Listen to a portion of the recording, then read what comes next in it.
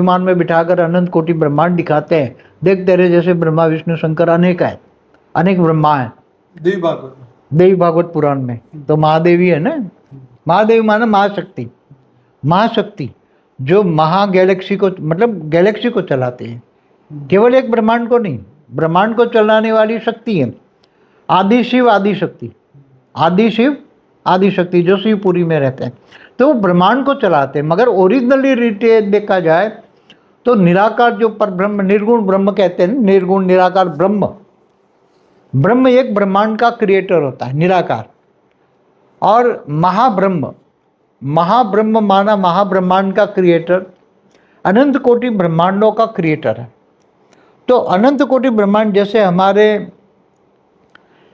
Galaxy आकाश गंगा में 800 अरब solar system है, जो रात को सितारे दिखते हैं वो बड़े बड़े सूर्य है। तो एक ब्रह्मांड में एक सूर्य होता है। हाँ, कोई बहुत बड़ा ब्रह्मांड हो जैसे 3-4 प्रकाश वर्ष का ब्रह्मांड है, तो उसमें 2 सूर्य होने की संभावना हो सकती है, क्योंकि एक सूर्य से काम नहीं चलेगा तो दूसरा, मगर वो सूर्य नारायण देवता ही बनाते हैं, सूर्य नारायण देवता ही सूर्य बनाते हैं। और ये दूसरे यूनिवर्स में होगा ना, क्योंकि आपने तो कल कहा कि दो सूर्य तो कहीं पर नहीं है। नहीं, मगर वो हमारी गैलेक्सी में नहीं है। अच्छा, हमारी आकाश गंगा में नहीं है। ये जो 2 सूर्य की बात करता हूँ वो दूसरे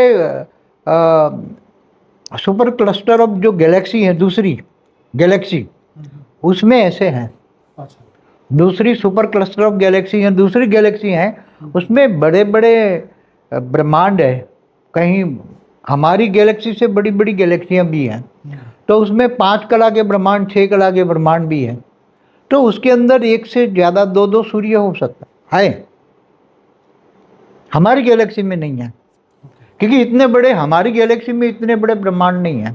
कभी 2 कला के, ज़्यादा से ज़्यादा 3 कला के, 5-6 कला के 5-6 प्रकाश वर्ष के ब्रह्मांड नहीं है। 5 मतलब इतने बड़े नहीं है कि 2 सूर्य की जरूरत पड़े, एक ही काफ़ी होता है। तो उसमें भी क्या, भूलोक में धरती पर मनुष्य लोग रहते हैं, तो दूसरे लोक में, भूपुरु लोक में भी रहते हैं, स्वर्ग लोक में देवता रहते हैं। इससे ऊपर भूपुरु लोक से ऊपर, स्वर्ग लोक से ऊपर महलोक, जनलोक, तपलोक, तो क्या वहाँ भी रहते हैं ना, तो वहाँ सूक्ष्म जगत है ना। तो अव्यक्त दुनिया कहेंगे उसको, जिनको इन आंखों से नहीं दिखते। जो 5 तत्वों की दुनिया, इनको व्यक्त कहते हैं, और जो इन आंखों से मनुष्य जो नहीं देख सकते उसको अव्यक्त दुनिया कहते हैं। तो 3 तत्वों की भी दुनिया अव्यक्त है, सूक्ष्म बतन है सारा, ब्रह्मापुरी, विष्णुपुरी, शिवपुरी। बाबू जी, ऐसे सूक्ष्म ब्रह्मांड भी तो